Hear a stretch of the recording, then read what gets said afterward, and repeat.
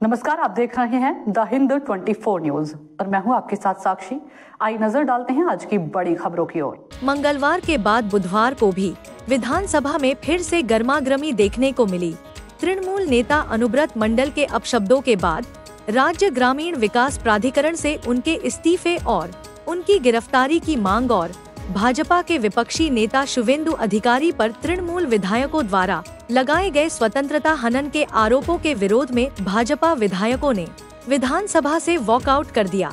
भाजपा विधायकों ने विधानसभा के बाहर तख्तियां लेकर नारे लगाए। अपशब्दों के लिए एसआरडीए चेयरमैन केस्टर की तत्काल गिरफ्तारी हो। उन्होंने गेट के बाहर ही कामकाज के कागजात फाड़ दिए। আপনার প্রশ্নটা কাঁঠালের আম সত্যের মতন হয়ে গেল। তার কারণ হচ্ছে শাহবাজ শরীফ যে বক্তব্য রেখেছেন আর রাজ্যের মুখ্যমন্ত্রী বিধানসভার অভ্যন্তরে যে ধরনের বক্তব্য রেখেছেন দুটো কোথাও মিলে মিশে মেরা sugar card, passport, birth certificate এই অনেকগুলো কাজের ক্ষেত্রে জনপ্রতিনিধিদের সই লাগে, স্বাক্ষর লাগে, যেখান থেকে এই প্রসেসটা শুরু হয়।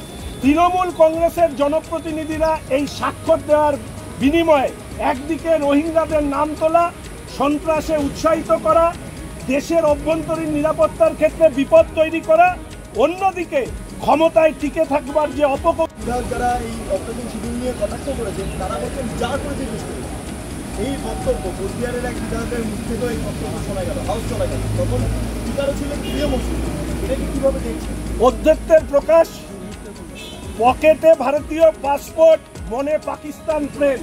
বিধানসভার অভ্যন্তরে এই আলোচনা শুনে পাকিস্তানে টেলিকাস্ট করা শুরু হয়ে গেছে যে চেয়ারম্যান যে ভাষায় পুলিশের ওপরে তাদের পরিবারকে নিয়ে মা বউ তাদেরকে আক্রমণ করেছে, সেই ভাষা আমরা অন্তত বলতে পারবো না।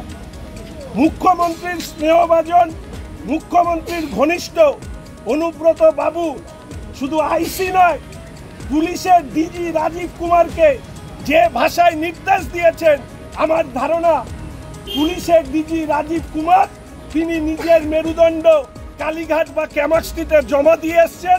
পুলিশের পোশাক পরেও ওনাদের যে পোশাক, সেই পোশাক পশ্চিমবঙ্গের মানুষ দেখতে পাচ্ছে না।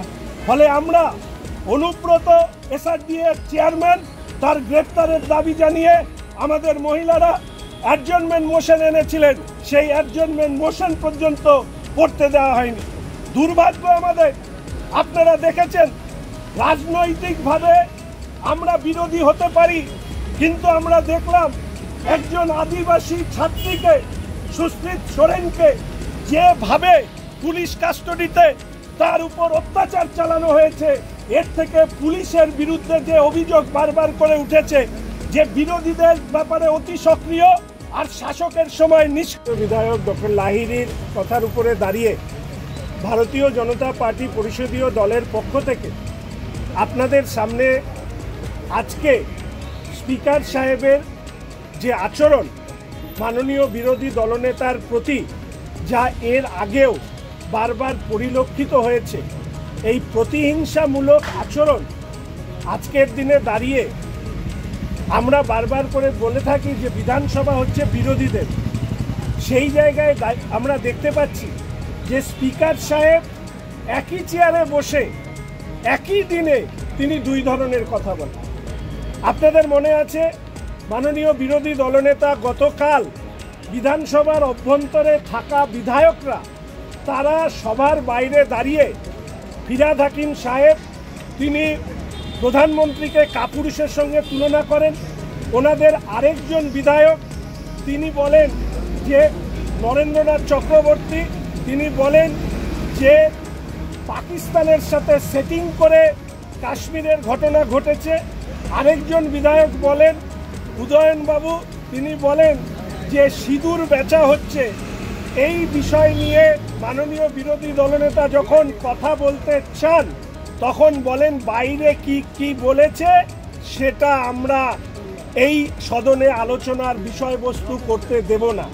এবং আপনারা দেখেছেন অশোকবাবু আজকে বলেছেন, আমি বারবার যে কথা বলি যে এই রাজ্যের সরকারের মুখ এবং মুখোশ আলাদা হয়ে যেত যদি এই সদনে লাইভ টেলিকাস্ট হতো। देखते रहिए द हिंद 24 न्यूज।